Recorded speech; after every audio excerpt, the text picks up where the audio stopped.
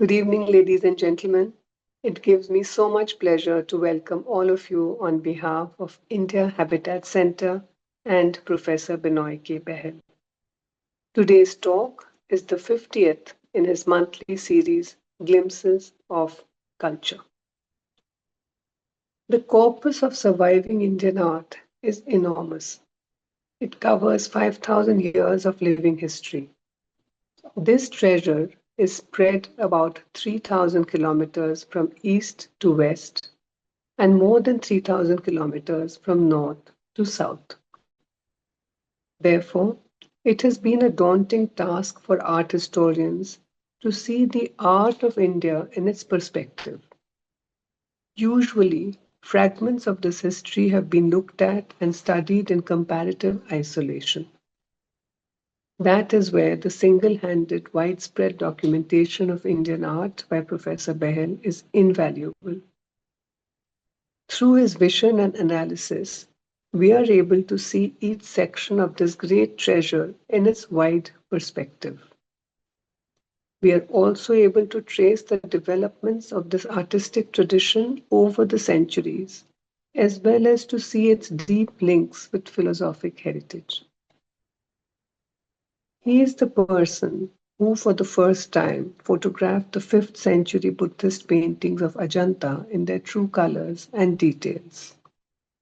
His book, The Ajanta Caves, has been in constant reprint for over 25 years and is among the most widely read books on Indian art history in the world.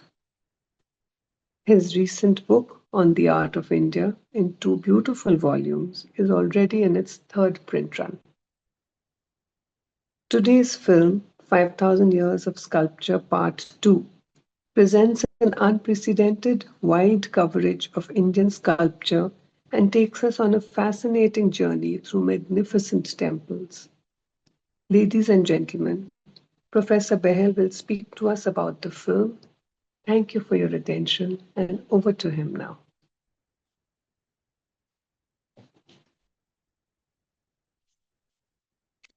Thank you very much, Sujata Chatterji. Good evening, ladies and gentlemen. Great pleasure to be here with all of you again on another journey through Indian cultural history. My many thanks to Ms. Renu Oberoi, who has so wonderfully organized these lectures and screenings, and India Habitat Center for having collaborated in this venture of sharing the culture of India, so many chapters of it, with all of you. It has been a wonderful partnership with the India Habitat Center over many years. I'm deeply grateful to Doordarshan for having patronized the making of so many deeply researched, serious films while most of the world is busy trying to do very commercial work and trying to get more and more popular TRP. Doordarshan over these decades lived up to its mandate as a public broadcaster and has sponsored the making of so many films which have over the years been so useful for teachers all across the country who show it to their students and art teachers. So it's really wonderful of Doordarshan to have done so much. And ladies and gentlemen, last month we had the pleasure of looking at the ancient period in Indian culture. Truly a very subtle and very beautiful period in the cultural history of the world. It is a period of time when the artist, when the sculptor, working with hard stone, something as material as stone, face the challenge of always trying to take our thoughts away, to take our attention away, to take us spiritually away from the material world to that which is beyond. that which is formless, that which is completely beyond the material world. What a great challenge, and how marvelously and in what a subtle and beautiful way the Indian culture faced this challenge, presenting us works of art which transformed us, works of art that melted our egos, works of art that, in a beautiful way, awakened the best that is within us. And it is also a marvelous society in which all this was being done. The works, the monuments of India, the sculpture of India were in the ancient period, all of it patronized by the common people, not by kings. An amazing fact of history, in the history of the world. And it is these people who got all this art made, and the purpose of the art was also for it to be seen by the people, by individuals, to transform them and help them understand the world they live in and the world which they wish to transcend even while they live in it.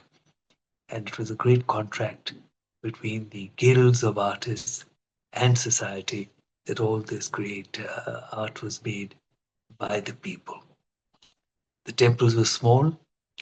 As a matter of fact, there are many caves that were made in the ancient period, rock cut cave temples, where outcrops of rock were sometimes left standing outside the cave temple so that it could not be seen from far away. You had to make the effort to come right up to the cave temple to be able to see it. For without your effort, without your making the effort, nothing important can be gained. So this was the marvelous period when all this, all the great buildings, all the edifices were made to the divine and for spiritual purpose. No kings had palaces made out of stone. All the residences of ephemeral beings that come and go in this world were made of material which was not lasting. And these were these small temples and very personalized sculpture that we looked at right through the entire ancient period.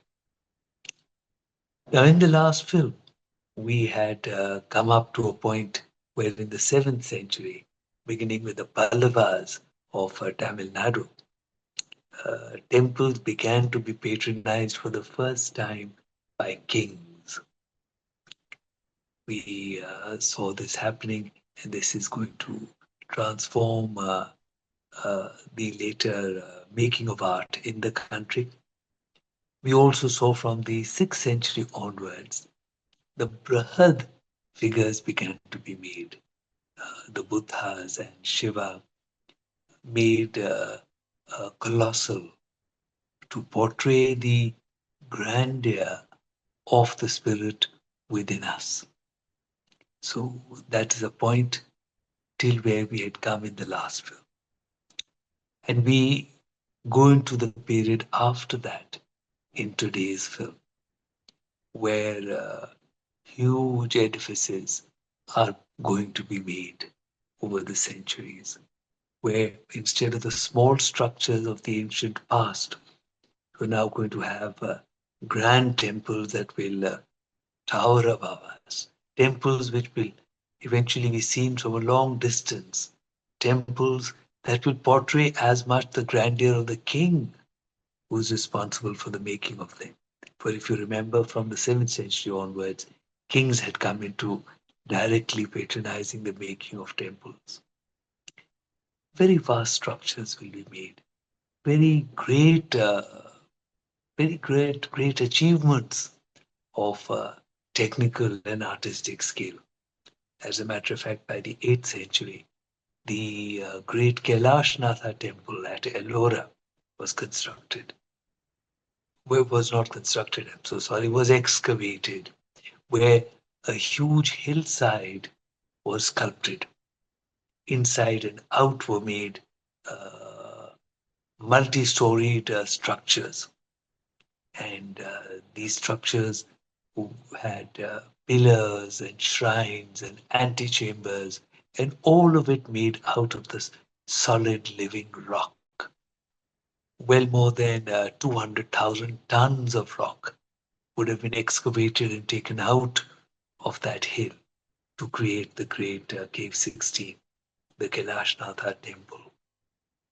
And the temple is cut into the rock. It is about 100 feet high, so it is dug 100 feet down into that hill.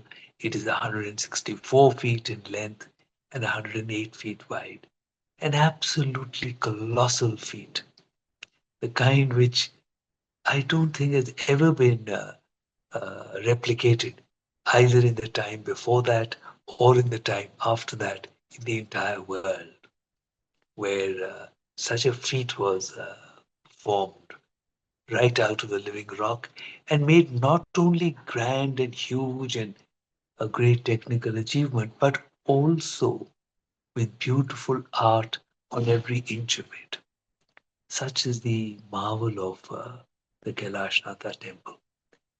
So, in the medieval period in India, from the 8th century onwards, that you're going to see, the emphasis has shifted from the subtle and small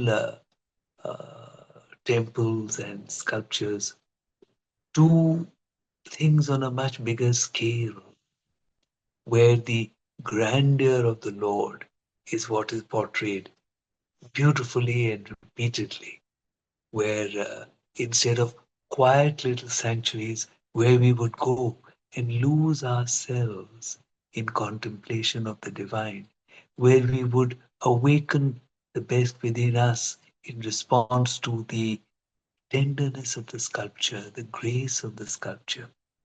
Instead of that, we are also now appreciating the grandeur of the Lord, which is being brought before us in vast and uh, great technical achievements of creating great monuments.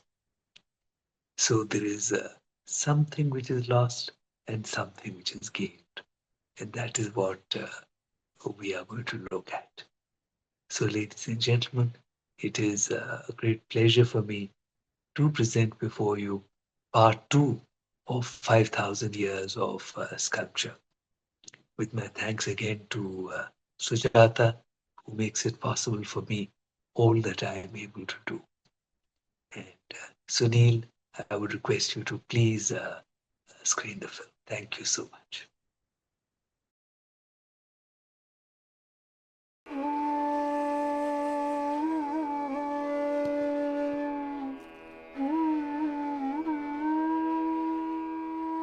The Indian temple is conceived as a place for the self-transformation of the devotee. The Brihat Samhita, written in the early 6th century, describes the sanctum as the place for Brahman, the formless divine which pervades all that there is. Here in the garbha-griha, or womb chamber, the devotee is born again, in the knowledge of the oneness of all creation. The temple illustrates the truth of the cosmos and explains it to the devotee, from the representation of the unmanifest eternal to the multitude of forms of the world.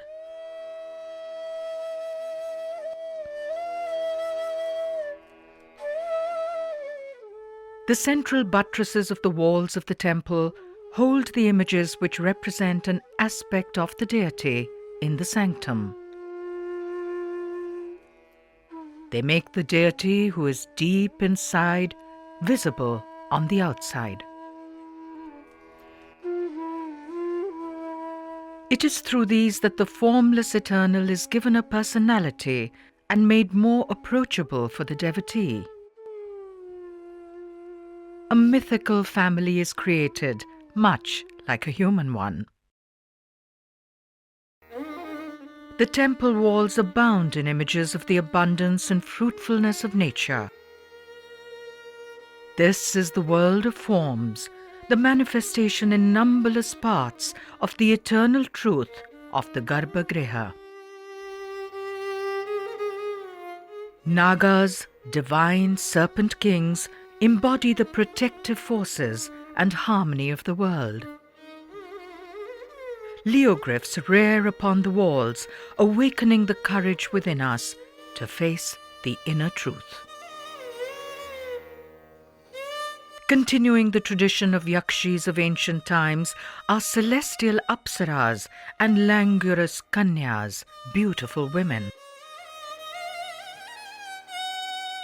In Indic philosophy, it is believed that the moment of the aesthetic response is akin to Brahmananda, or the final bliss of salvation itself.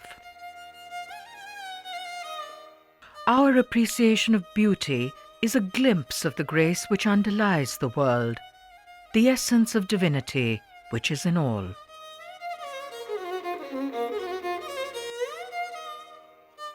The icons presented in the temple were developed in the religious texts called the Puranas, literally meaning ancient. The main deities of the Hindu faith are Shiva, Vishnu, and Shakti. Around them are woven stories which help to explain philosophic concepts to the devotee. From the 6th century AD till the 10th, the last caves to be made for the Buddhist, Hindu, and Jaina faiths were created at Ellora in Maharashtra.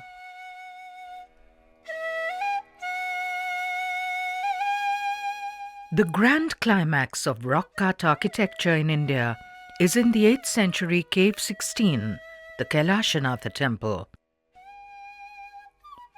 This is the largest and most magnificent excavation of the world. The entire hillside has been transformed into a great temple with structures carved both inside and out.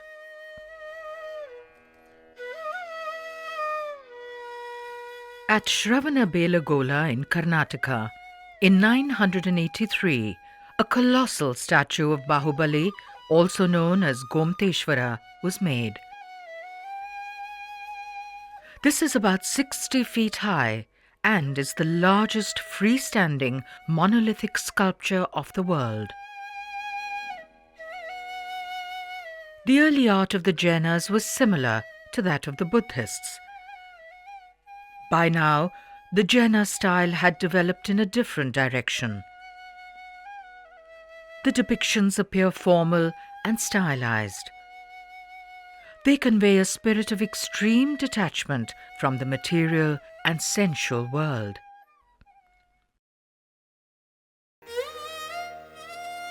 Meanwhile, from the 9th century onwards, beautiful temples were made under the Cholas in Tamil Nadu.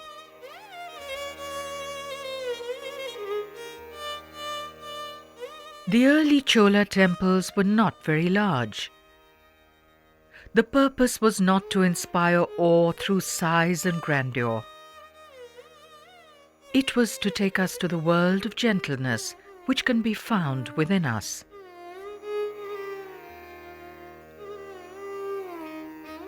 Shiva dances on the demon of forgetfulness. In Indic belief, our ignorance is the forgetting of the truth, which can so easily be found again within us.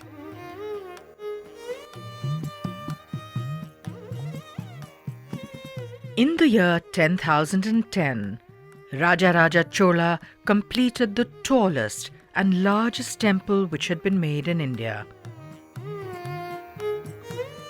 The Brihadishvara, dedicated to the great Lord Shiva, was made to express his own power and military might as much as the grandeur of the Lord. The figures made in later Chola temples are less naturalistic in their poses and expressions. The projection of grandeur and the scale of the temple appear to have overtaken the personal feeling and the importance of sculpture.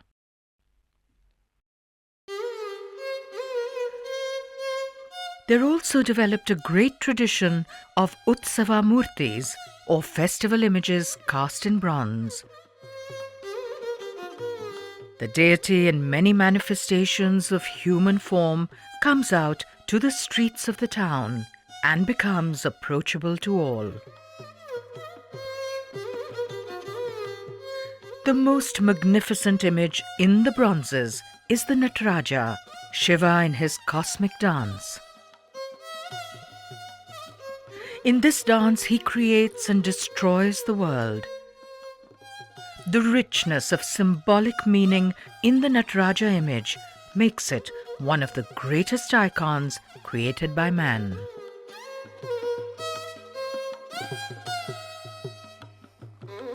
As Shiva clasps Parvati's hand as they are married, the onlooker relates to the divine through emotions which are so closely a part of his own life.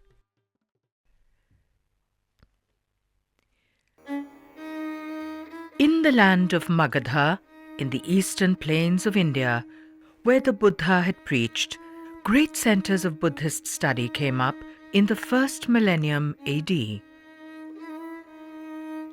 The best-known Buddhist universities were Nalanda, Vikramshila, and Odantapuri. At these centers of learning, the message of the Buddha and his many qualities of wisdom and compassion was studied in great detail. These qualities of Buddhahood were personified in a pantheon of deities which was created. By meditating upon the personified qualities, a worshipper was to awaken within himself the qualities presented. He was to become that deity.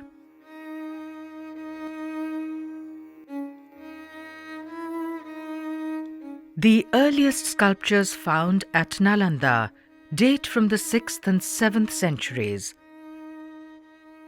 Stucco figures of Buddhas and Bodhisattvas made here have sharper features than ever before. They convey an impression of the dynamic intellect on which the focus has gone at this time.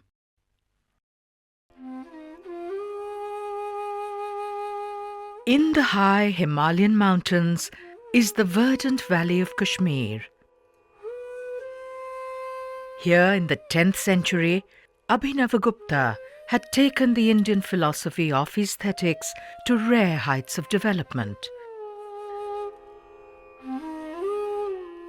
An elaborate brass image of the 9th century is a Buddha Verochana. Lotus pedestals and the deities of Vajrayana Buddhism are first seen in Buddhist art in the caves of Western India, from Kanheri in the 6th century onwards. It is in Kashmir that we see a great flowering of the Vajrayana philosophy and its art.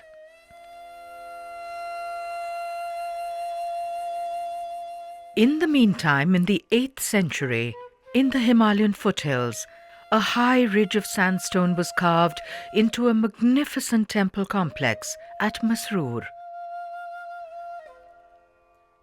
The sculptures are similar to those found of this period in the wooden temples of the nearby Chamba region. Chamba lies immediately south of the present state of Jammu and Kashmir. The early temples here are in the secluded valley of the river Ravi. The 8th century wooden temple of Lakshana Devi at Bharmor is richly carved, and it recalls the art of the Gupta tradition in the northern plains. However, there is a lilting grace and joyousness of the hills which pervades this work.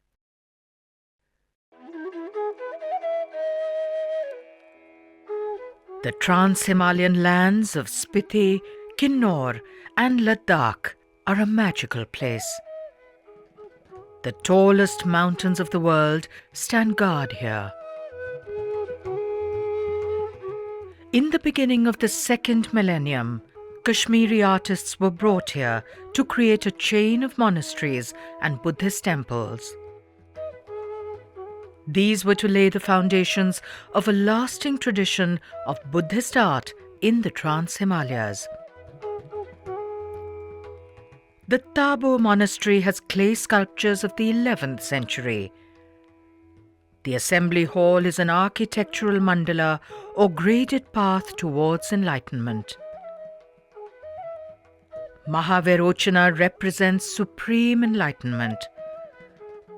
The deities around him emanate from his universal body and represent different aspects of him. This is similar to the developments of the Hindu temples of this time, where the truth at the center is reflected in the images on the body of the temple.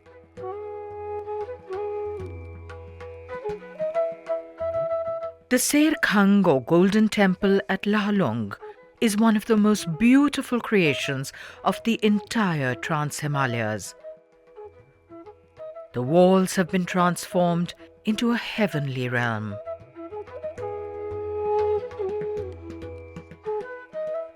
The entrance to the Sumstek or three-story temple of Alchi in Ladakh is delicately carved in the Kashmiri style.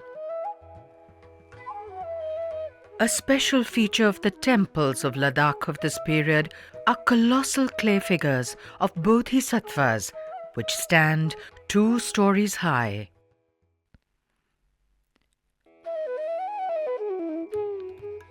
At Khajuraho between the 10th and 12th centuries was created one of the most splendid temple cities in the history of the world.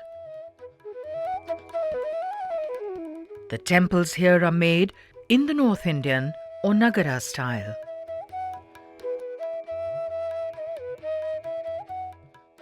The teeming figures that fill the walls of the Khajuraho temples are made in accented postures, active and turning in myriad directions, seen from all sides. These culminate the tendency towards the hardening of the facial features, elaboration of jewelry, and a greater sense of activity which had been developing in the previous period in Indian sculpture everywhere. The desires and forces of human love are depicted as part of life in the world. Here on the temple walls, the viewer sees them in their correct perspective as only a reflection, like all else is, of the great reality which is to be met in the sanctum.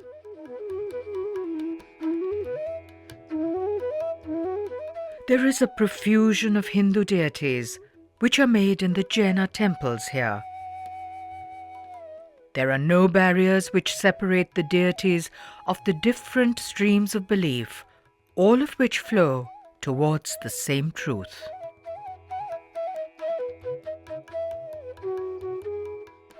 In southern Karnataka, the Keshava temple, dedicated in 1117, is a classic example of the ornate style of temple art under the Hoysalas. The exterior of the temple is more profusely sculpted than ever before. The best-known sculptures here are of the Madanakais, female bracket figures. The profusely decorated temple of Hoysaleshwara at Halabid was also built in the 12th century. While every fingernail is carved, the breath of life which animates much of Indian sculpture has given way to profuse ornamentation.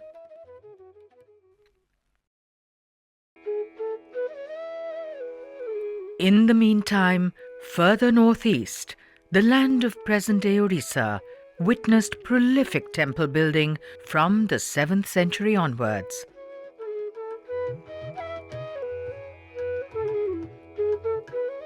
Here, in the 10th and 11th centuries, we see subjects of the art which are very similar to those of this period at Khajuraho. In the 13th century, at Konark in Orissa, was made a grand temple dedicated to Surya, the sun. It was the tallest and most magnificent temple made in India. The climax of 800 years of building structural stone temples.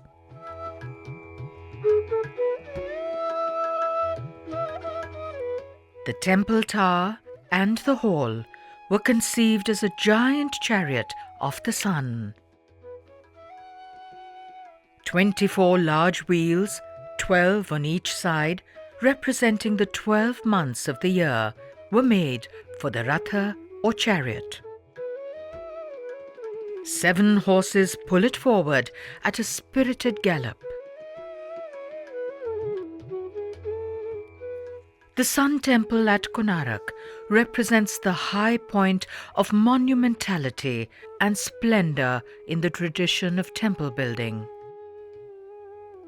It also celebrates the activities and life of the king, as never before in temples.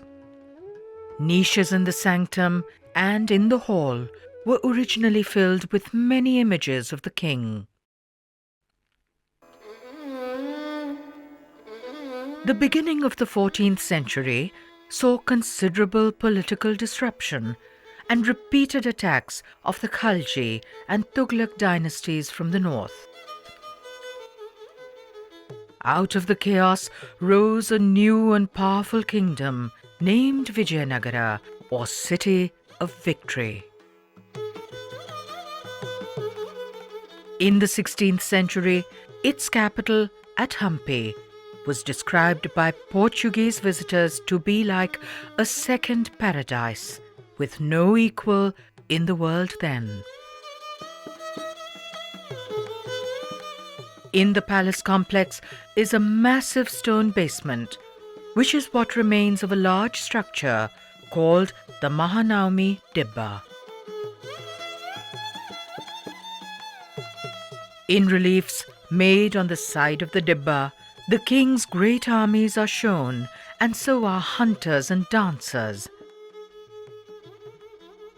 Vijayanagara came into existence under darkening clouds of war. Its great armies remained most important, and this changed focus of attention is constantly visible in the art. Unlike the art of ancient times, the focus is here on life in the world, the here and now. The carvings are full of vigor and expression. Under the Cholas, temples had attained a grand scale. Now, imposing gateway towers which were much taller than those above the shrines were made. These were visible from afar and reflected imperial magnificence as well as the grandeur of the divine.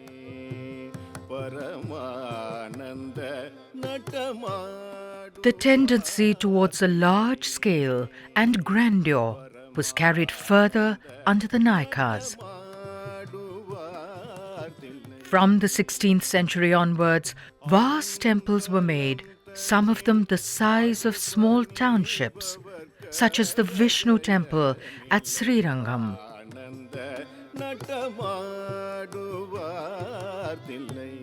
At the Meenakshi temple at Madurai, temple authorities estimate that there are 33 million sculptures in the temple complex. Even if that number is not based upon an actual count, the temple does convey such an impression. However, the emphasis in this period has shifted away from the importance of individual sculptures. Earlier, the temples were much smaller structures, and the sculptures were most important. The devotee was to be moved and transported through his response to the beauty and grace of the art. In this period, sculptures are often repetitive and act as decorations of the grand structures. Earlier, the worshipper left the material world far behind to enter the simple, sanctified space of the divinity. In the great temple cities of South India, the revered space has expanded to clearly display the sacred nature of the universe. The search is still for the peace which can only be found within. However, the grandeur of the Lord is celebrated in all aspects of life.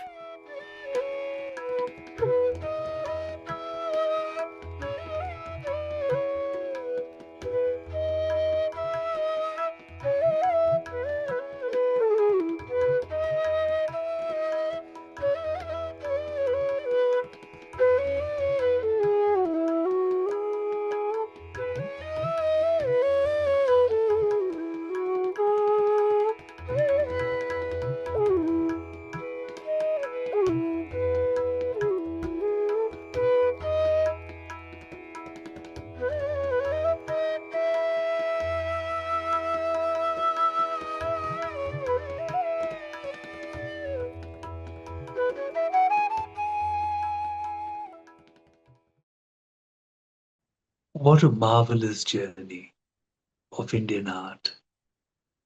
And there are such thousands and thousands of works of art which were created.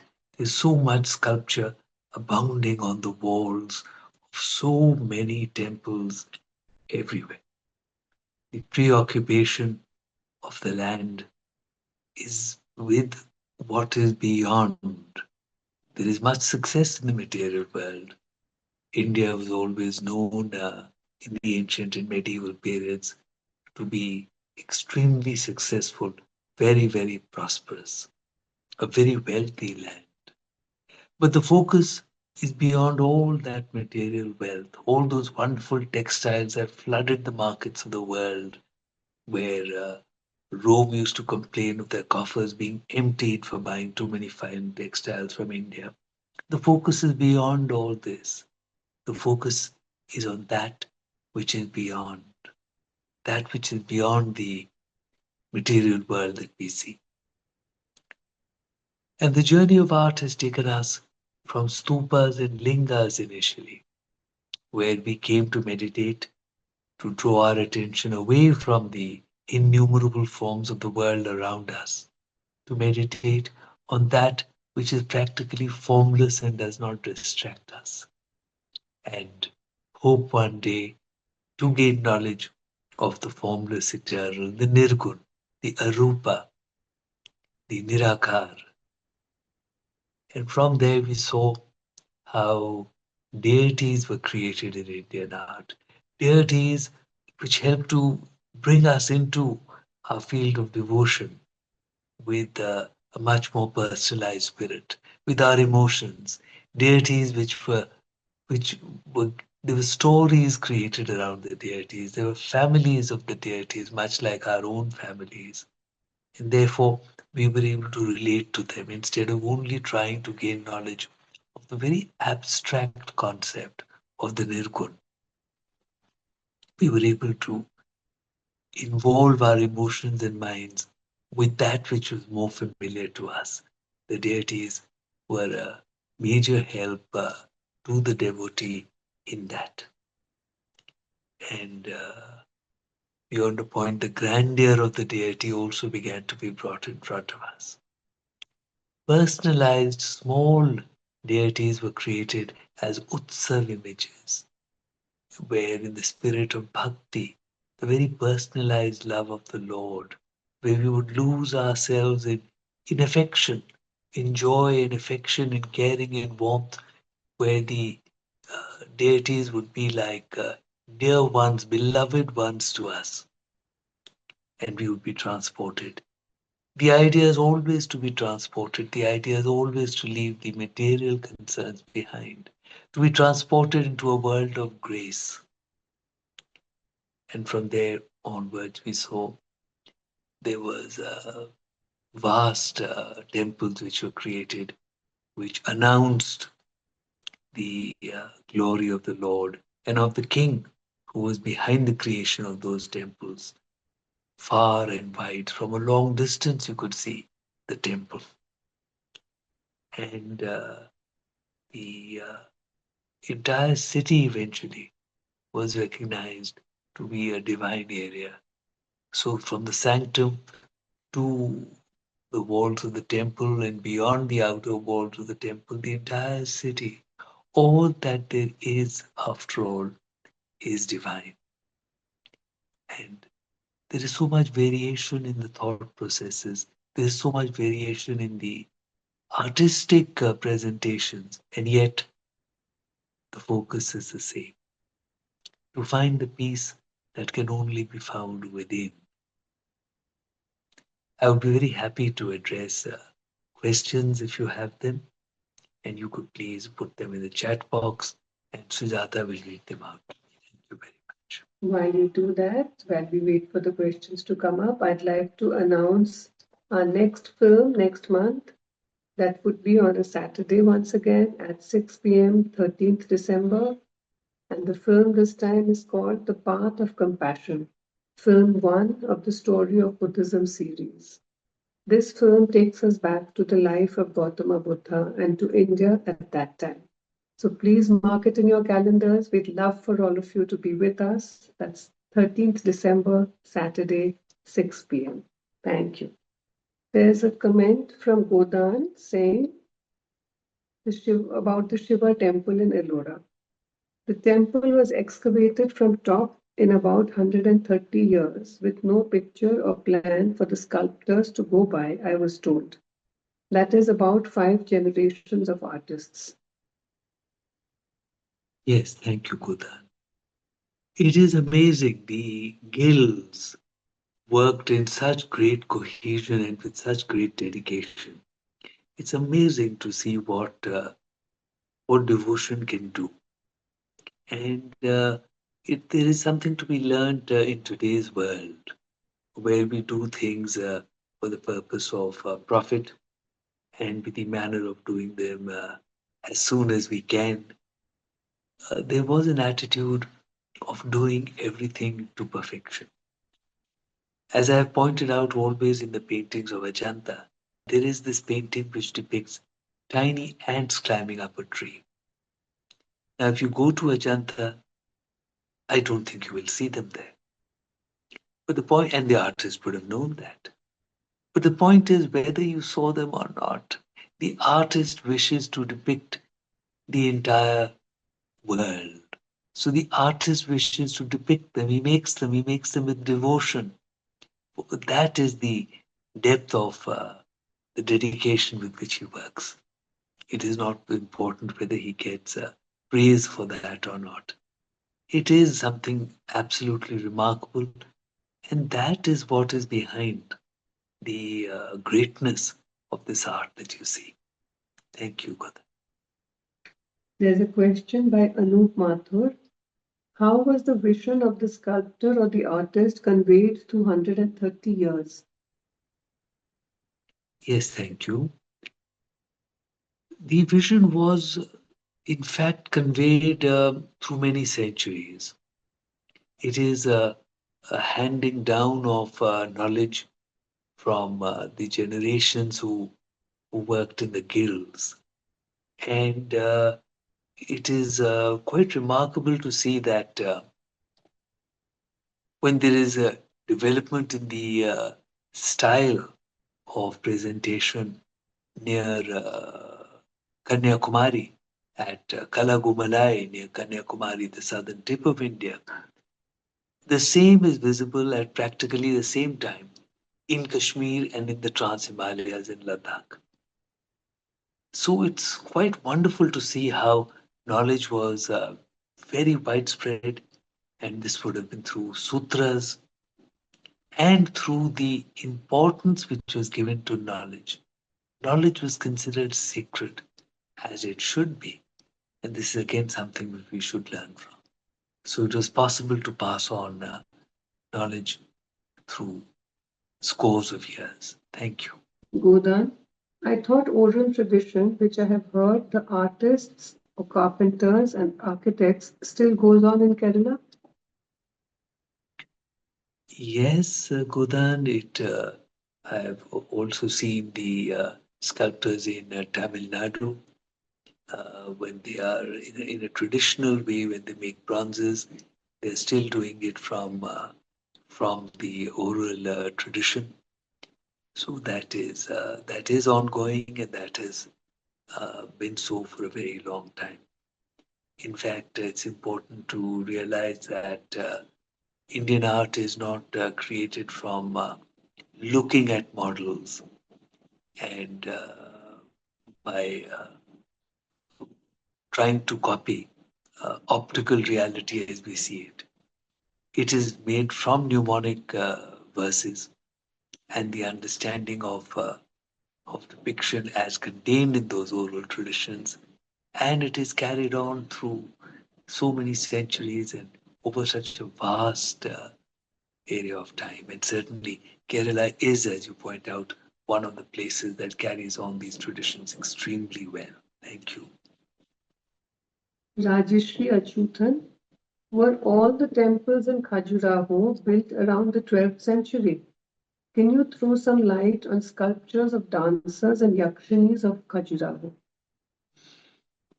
Um, from the 10th to the 12th centuries is the principal period for the creation of the great temple city at Khajuraho. And the dancers, the yakshis which are made, all come from the early tradition. In fact, the earliest deities that we see in Indian art are the yakshas and yakshis, and they personify the fruitfulness of nature, the abundance of nature, the power of nature with which all the Maya, Mithya, the forms of the world, the numberless forms of the world are created around us. Now, you would recall from our previous talks that we come to the temple or we come to the stupa where we will proceed to the center where we will meditate.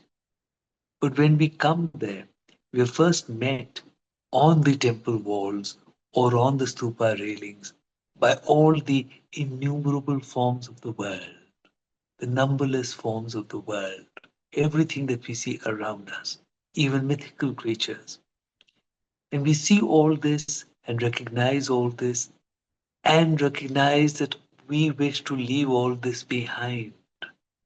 And then we proceed further.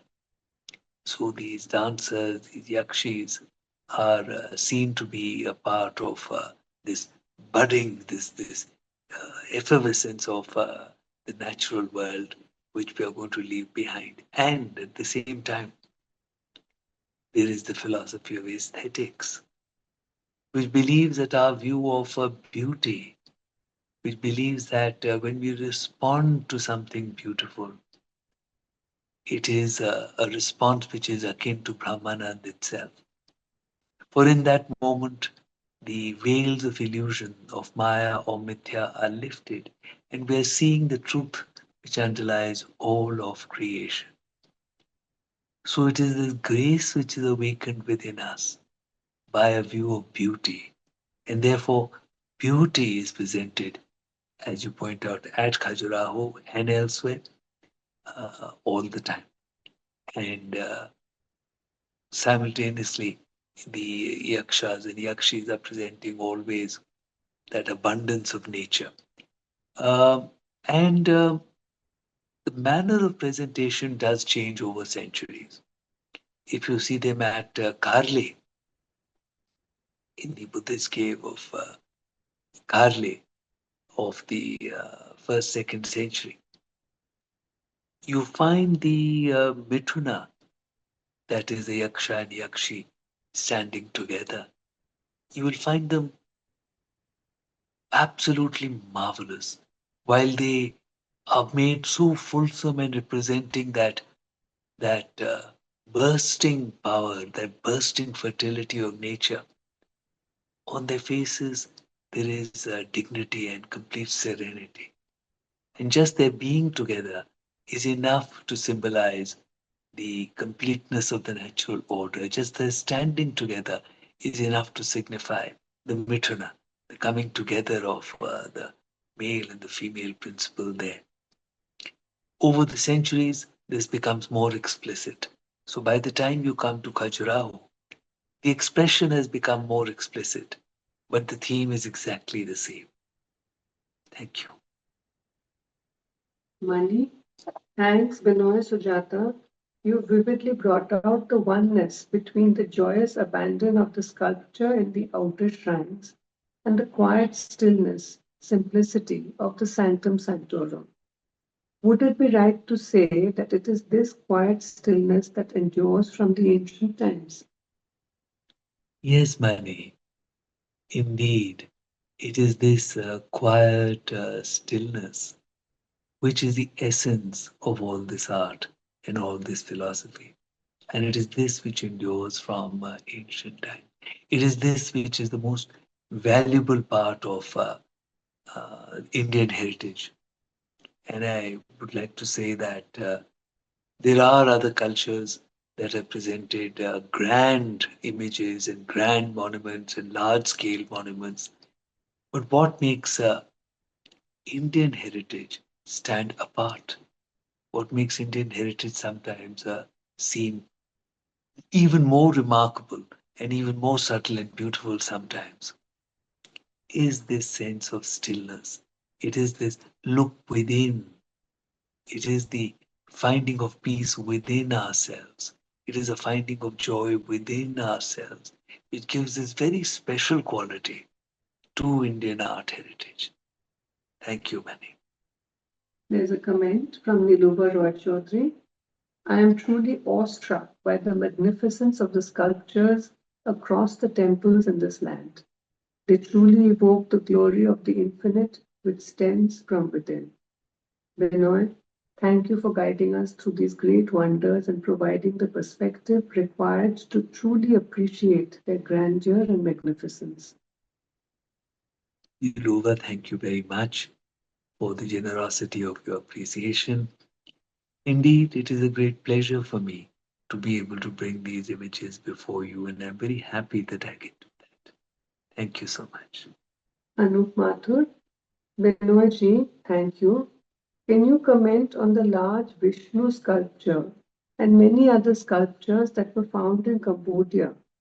They are now being displayed at the Minneapolis Institute of Art.